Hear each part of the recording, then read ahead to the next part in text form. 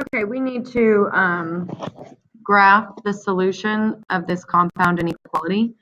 Okay, so first let's go ahead and rewrite these as inequalities, right? The word compound means that we're dealing with two inequalities. Okay, since this is graphed as one inequality, we know this is an and statement. Okay, so one of my inequalities will be -1 is less than or equal to 2x plus 7, and 2x plus 7 will be less than 21. Okay, I just broke these up to two inequalities. Okay, so is x equals 3 part of the solution set? Okay, in order to be part of the solution set, since it's an and statement, we would have to check both inequalities and make sure they're both true. So is -1 less than or equal to 2 times 3 plus 7? 2 times 3 is 6. 6 plus 7 is 13. Okay, so that's true. Let's check our other one. Is 2 times 3 plus 7 less than 21? Well, 2 times 3 is 6, and 6 plus 7 is again 13, which is in fact less than 21. So yes, x equals 3 is a solution to this inequality. Okay, solve and graph its solution set.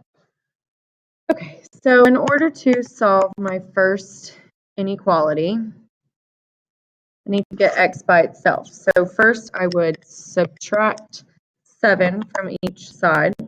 -1 minus 7 is -8, is less than or equal to 2x. Okay, now I should divide both sides by 2. So -4 is less than or equal to x. Now, in order for this really to be the proper way, we want to kind of rearrange this so that my x is on the left-hand side and my -4 is on the left-hand side. So essentially what we've done is flip our sides, which means we also need to flip our sign. Okay, so the sign opened up to the x here, and it's still opening up to the x on this side. Okay, my next equation, 2x plus 7 is less than 21. I need to, again, subtract 7 from each side. So 21 minus 7 is 14. And if I divide each side by 2, then x is less than 7. Okay, as far as graphing, so my first constant is at -4. Okay, then you need to think, do I use an open circle or do I use a closed circle? Well, it's included in my solution since it's equal to, greater than or equal to, so I'm going to include that and shade that little circle in.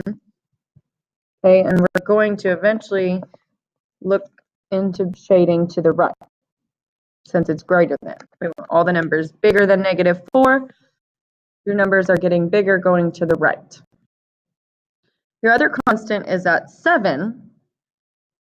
Okay, and I'm going to keep this an open circle since we're not including 7 in our solution set.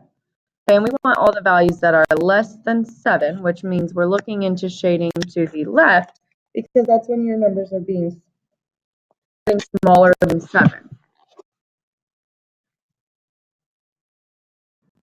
Okay, so what we're going to do in order to make both of these true is shade everything in between the two numbers, because that is what is greater than -4 and less than 7. It makes both those criteria true.